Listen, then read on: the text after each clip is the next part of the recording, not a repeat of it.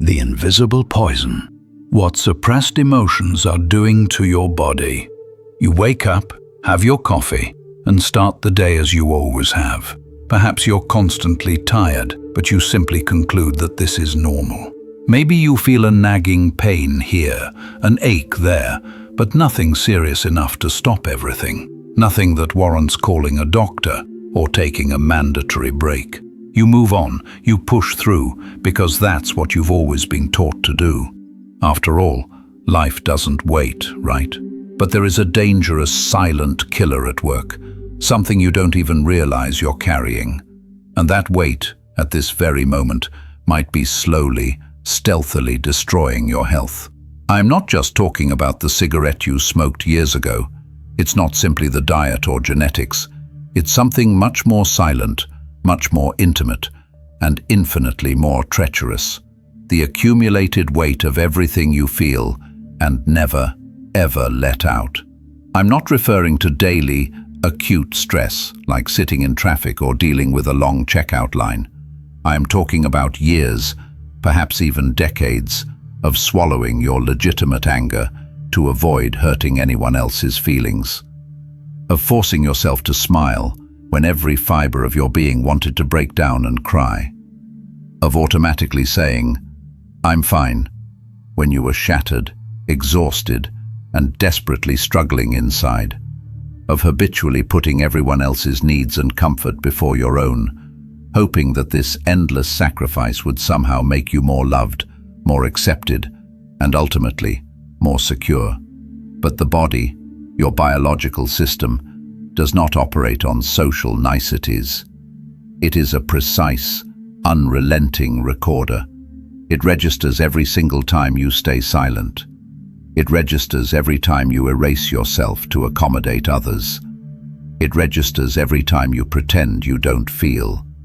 And over time, this immense chronic accumulation of unexpressed reality turns into something concrete and physical. It corrodes your internal defenses. It confuses your sophisticated immune system. And it leaves the doors wide open for diseases that you mistakenly think happen out of nowhere. Maybe you are already experiencing the subtle but persistent warning signs. That deep fatigue that no amount of sleep sees. Boundaries, and to recognize and express your deepest, most legitimate emotions without an overwhelming, paralyzing sense of guilt. And I need you to understand this clearly. This is not a conspiracy theory. It is not some vague alternative talk. It is observational science. It is direct, repeated observation of real human lives, confirmed by decades of psychoneuroimmunology studies. It is the body finally saying what your mouth didn't have the courage to utter. And when the body decides to speak, it does not whisper, it shouts. Sometimes that shout takes the form of cancer. Sometimes it manifests as a debilitating autoimmune disease. Sometimes it screams as a heart attack. It is always a final, desperate attempt to save you from your own self-betrayal. You may believe you are completely in control of your life, that you are strong, resilient, and capable of handling everything. But the brutal truth is that if you keep living to appease others and denying what you truly feel, your body will eventually do something drastic, something catastrophic, to forcibly stop you. And when that moment arrives, it may be tragically too late to simply start over. Today, I want to show you exactly how to recognize this invisible, insidious enemy before it wins the war within you. Because your body never lies. And if you learn to finally listen, you still have the power to fundamentally rewrite your health story. The blind spot. Why modern medicine ignores your story. Modern medicine justly prides itself on its technological advancements. Today, a surgeon can open your chest, replace a heart valve, and close it back up as if it were a simple mechanical repair. Physicians can map your DNA, predict certain genetic predispositions, and bombard cancerous tumors with millimeter precision. All of this is genuinely impressive, a testament to human ingenuity. But in the relentless, narrow search for objective and measurable answers, for the bug or the gene or the toxin. It has tragically overlooked a fundamental dimension: the way your emotional life structurally shapes, weakens, or strengthens your physical body. This is the central blind spot, the elephant in the clinical room that almost no one in the system wants to confront. Why? Because the implications are fundamentally ignores something that Gabor Maté, over decades of working with the chronically and terminally ill, could not help but see again and again. Maté began to notice that it did not matter whether the patient had an aggressive form of cancer, multiple sclerosis, severe chronic arthritis, or advanced heart disease. An alarming number of them shared a strikingly similar life story. They were stories of people who learned early on that, to be loved, they desperately needed to be useful, pleasant, and harmless. They were stories of individuals who instinctively swallowed their own anger to avoid causing problems, who smiled habitually to prevent conflicts, and who took on responsibilities that were never genuinely theirs, often sacrificing their own well-being. People who, on the outside, seemed robust, altruistic, and remarkably resilient, but who, on the inside, carried an immense, constant emotional burden that never found a healthy, congruent outlet. And here is the raw truth that the modern medical-industrial complex does not like to admit. These emotional stories are not irrelevant. They do not simply stay in the head as abstract memories. They infiltrate the deepest systems of the body, altering how the immune system functions, chronically disrupting hormonal balance, and keeping the entire organism trapped in a relentless, exhausting state of tension. What starts as a psychological, emotional state eventually solidifies into a chronic physical state. It is the biological equivalent of living with your foot pressed down on the accelerator pedal all the time. Sooner or later, an essential component will catastrophically break down. The problem is that, to accept this fundamental truth, the medical system would have to completely change the way it understands and treats illness.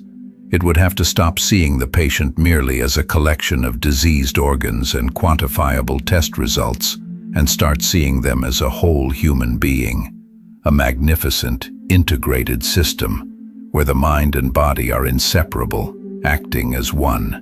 This would require significantly more consultation time, more careful listening, far more attention paid to the patient's life story, and less reflexive reliance on expensive, standardized tests to understand the situation. And, let's be honest, this holistic approach does not fit into the high-speed "everything is the fault of genes," than to admit that we spent years systematically betraying ourselves for the sake of acceptance.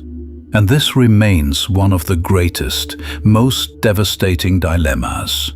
While no one openly talks about it, you continue to repeat the same pattern, thinking that everyone lives like this, and that it is perfectly normal to feel exhausted, anxious, and emotionally drained. But your body is already sensing that something is profoundly wrong. If you pay attention, the signs are there, even if they are tragically subtle. What Gabor Maté discovered is that there is a very specific personality profile that carries this emotional burden with even greater intensity, and therefore has a higher biological risk of becoming seriously ill. In the next part, we will talk about this exact profile. If this deeply uncomfortable, necessary content is making powerful sense to you, please click the subscribe button and join this crucial conversation. Your engagement supports this essential work, the people pleaser's profile, the invisible cost of being too good. You probably know someone exactly like this, and maybe, just maybe, that someone is you. Always available, always ready to help, often at a moment's notice. Always smiling, even when every cell inside you is crumbling under the pressure. It's the person everyone instinctively describes as too good, selfless, the heart of the family, or the faithful friend who is always there when anyone else needs them. This is also the person who silently and alone carries a weight that no one else ever sees, And according to Dr. Gabor Maté, this hidden weight has direct, measurable and devastating consequences on physical health. This destructive pattern starts incredibly early, almost always rooted in childhood survival mechanisms. Perhaps you grew up in an environment where your genuine emotional needs were never a priority, where crying was labeled as drama, complaining was seen as a profound lack of gratitude, and showing legitimate anger was deemed something fundamentally ugly or wrong.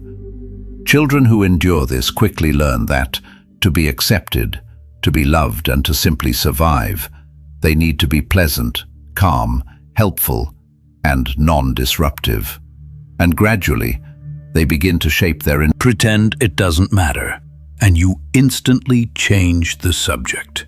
Over time, you don't even realize anymore that you are systematically negating yourself, because you have become deeply accustomed to confusing being good with being invisible. And here is the cruelest biological detail. The body does not understand this emotional game. For it, every single time you stifle a legitimate, natural emotion, especially anger, it is registered as a severe internal threat. The immune system, whose primary job is to protect you against viruses, bacteria, and defective cells, begins to chronically dysregulate. Stress hormones, like the relentless cortisol, remain constantly, unnaturally elevated.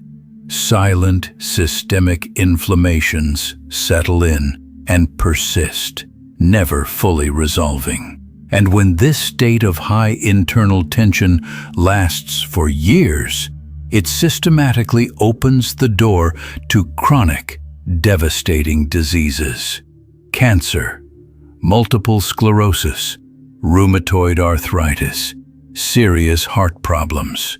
Maté observed that many people who had followed this self-betrayal pattern their entire lives eventually carried one of these serious diagnoses. Not because they were unlucky or had a bad fate, but because living to constantly please others is, biologically, utterly unsustainable. The body demands congruence.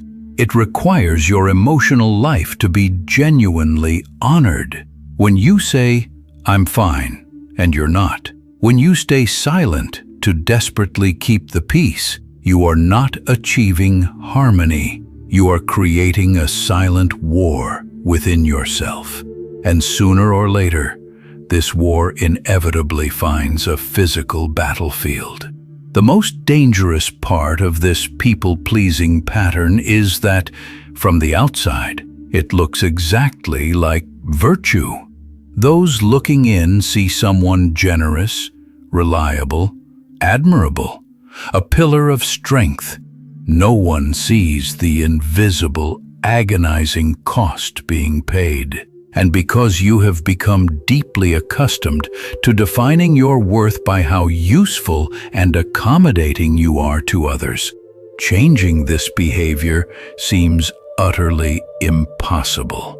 Because it means sacrifice yourself to maintain external harmony. It makes the decision for you. It says, "Enough." And it does not whisper. It shouts. This biological shout rarely comes suddenly. It starts with small, almost imperceptible symptoms. A pervasive fatigue that you attribute to work. Headaches that you justify with too much screen time. A persistent tightness in the chest that you dismiss as temporary anxiety. But because you are profoundly trained to put yourself second, you ignore it all. The body then intensifies the warnings. Chronic digestive problems, inexplicable muscle pain, debilitating insomnia crises.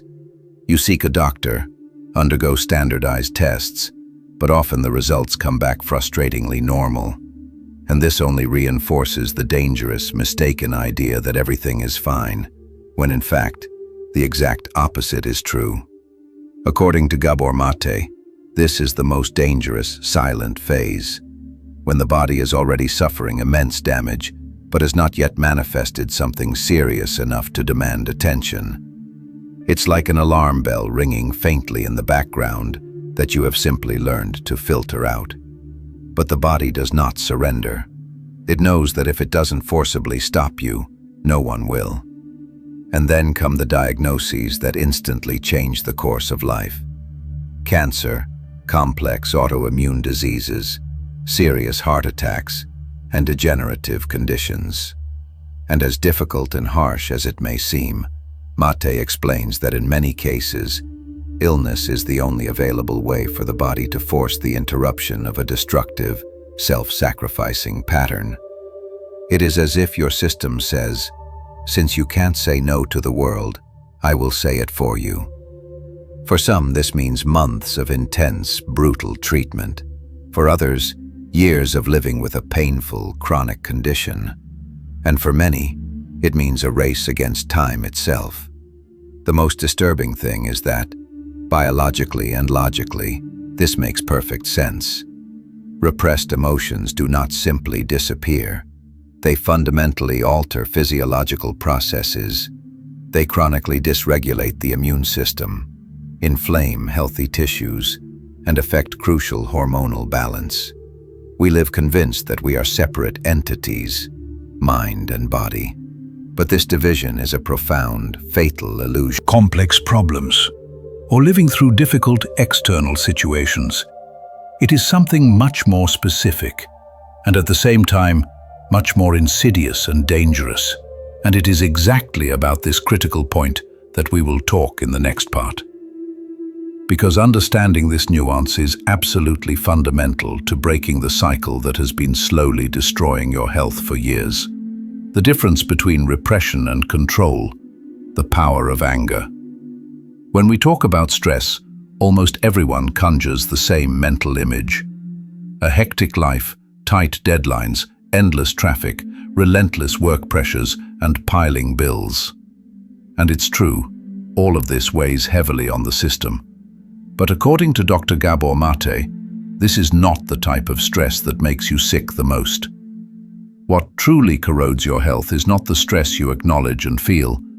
It's the stress you don't allow yourself to feel. It's what you hide, disguise, and swallow whole, because you learn to believe that you can't, shouldn't, or that it's not safe to express it. This is where the conversation becomes intensely uncomfortable, because most people readily accept that a busy life is harmful. That's easy to grasp. Work too much and you get exhausted. Sleep too little and you weaken. But admitting that the real underlying problem is emotional, that your deep-seated difficulty in saying no and authentically showing what you feel might be killing you, is an entirely different, terrifying story. It means looking directly at deeply rooted habits, at survival beliefs you've carried since early childhood. It means realizing that every time you swallow your anger to avoid creating a fuss, every time you hold back necessary tears to not seem weak, every time you say, "It's fine," when it's not fine at all, you are accumulating an invisible, highly potent poison. Maté observed something that for many seems entirely counterintuitive. People who express their emotions healthily, including their anger, rarely develop certain serious chronic illnesses. This is because anger, contrary to popular, often toxic belief, is not just destructive. It is a legitimate, vital biological response to a threat, a boundary violation, or an invasion of your integrity. It sets boundaries, it protects your emotional space, and it preserves. Your muscles remain unnecessarily tense. Your heart beats faster. Your immune system gets confused, and your brain remains perpetually on high alert. And living like this for years is simply not biologically sustainable. Perhaps you've caught yourself saying things like, "It's not worth fighting over," or "I'd rather avoid the conflict."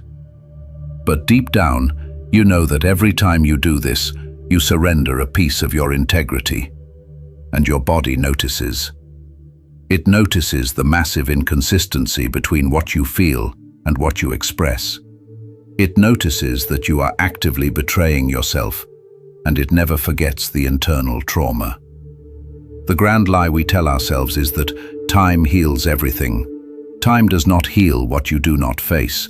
It merely pushes it deeper into the physical system until the internal pressure becomes impossible to contain. And that's when illnesses appear, not as enemies, but as desperate messengers trying to make you finally stop and pay attention. The good news, the life-altering hope, is that there is a definitive way out. But it requires radical courage to break this cycle, to face old internalized fears, and to consciously make space for a completely different way of living. And it is about this way out, about how to break the logic that has been making your body sick for years, that we will talk about in this final, most important section. Because if you've made it this far, you already know. Continuing the way things are is no longer a safe option. If what you're hearing resonates with you, you'll find real value in my ebooks. Beyond the Shadow breaks down essential Jungian psychology's core ideas, while Dialogues with the Unconscious gives you a 30-day path to apply them in your daily life. Both are linked in the pinned comment. The radical act of self-care, rewriting your story. Breaking the cycle of repression is not simply about learning a new breathing technique or taking a mandatory break from work. It is deeper than that. It is about fundamentally rewriting the way you relate to the world, and most importantly, to yourself. It is a profound process that starts with something deceptively simple. Yet for many caught in this pattern, it feels utterly impossible. Recognizing that your needs are just as legitimate as those of any Radical truth. Taking care of yourself is not selfish. It is survival. You cannot keep giving from an empty, dry well. Healthy boundaries do not push away the right people. They only push away those who were systematically benefiting from your lack of boundaries. And this is where true courage enters. The courage to tolerate the initial intense discomfort of saying no. The courage to express legitimate anger when it is necessary. The courage to embrace sadness without shame. And the courage to speak up when something deeply hurts or violates you. Maté emphasizes that this change is not just emotional, it is profoundly physical. By consciously allowing your emotions to exist and to be expressed, you immediately take your body out of a constant state of high alert. Your hormones begin to balance, systemic inflammation decreases, and your immune system starts functioning precisely as it should. It is like opening the windows of a house that has been closed for years and finally allowing fresh, healthy air to circulate. Of course, it is not an instant process. Just as it took years for you to mold yourself into the pattern that makes you sick, it will take time to rebuild a way of living that authentically supports your health. Part of this reconstruction involves relearning to listen to your body. Instead of ignoring signals, you must treat them as urgent, vital messages. The fatigue that never goes away is not laziness. It is a request for a mandated pause. The tension in your chest is not weakness. It is a warning of boundary violation. The tear that insists on falling is not drama. It is truth wanting to surface. Each of these signals is a precious opportunity to change course before it is tragically too late. But be aware, breaking this cycle requires consistency. A single decision or one moment of courage is not enough. It is a daily, relentless commitment to your own integrity. And yes, there will be inevitable setbacks. Moments when you will revert back to saying yes to avoid discomfort. The difference is that now you will know the true cost of that yes, and that knowledge changes everything. Because when you do that for too long, the body loses all patience. It doesn't care about your schedule, your fear of displeasing, or the expectations others have of you. The body has one singular goal: to preserve your life, and if it needs to force you to stop, it will. Gabor Maté showed us something that many choose not to see. Illness, in many cases, is the last card the body plays to save you from yourself. It is not an enemy. It is a messenger that arrives late, tired of repeating warnings you tragically refused to hear. The problem is that when it finally speaks loud enough for you to listen, the message may come accompanied by a diagnosis that changes everything. You can choose not to believe it.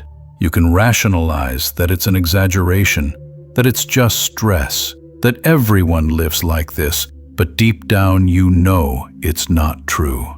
You feel, in the silence of the night, that something is profoundly not right. You feel that you are living on the edge, pushing yourself beyond what you should, pretending that everything is fine when, in fact, it is not. And it is at this exact moment that you need to decide. Will you wait for the body to scream louder, or will you listen now, while there is still time to decisively change course? The truth is that no one can make this choice for you. No doctor, no therapist, no video.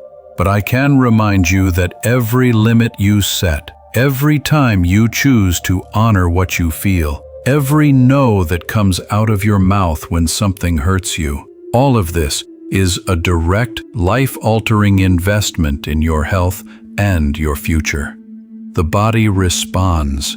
It feels when you begin to live in alignment with who you truly are.